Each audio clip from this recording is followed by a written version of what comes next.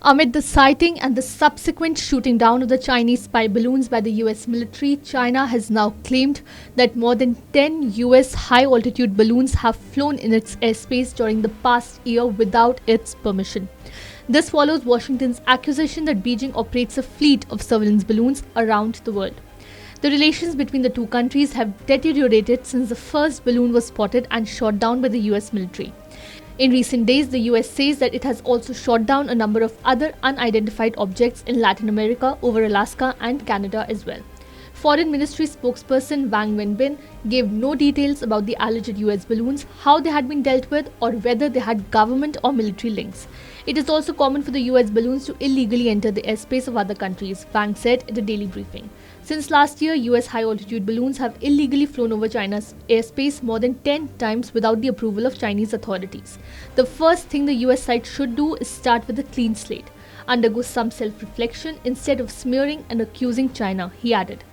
He said that Beijing had responded to the incursions in a responsible and professional manner.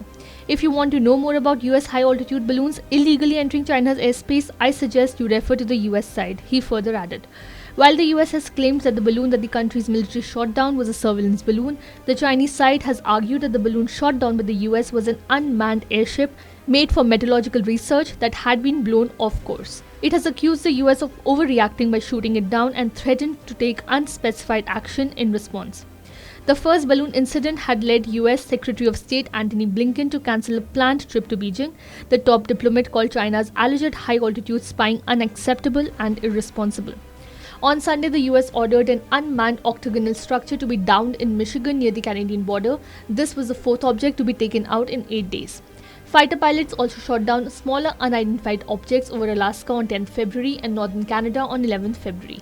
Mr. Wang, however, said he had no understanding of these other objects. The United States has since placed economic restrictions on 6 Chinese entities it said are linked to Beijing's aerospace programs as part of its response to the incident.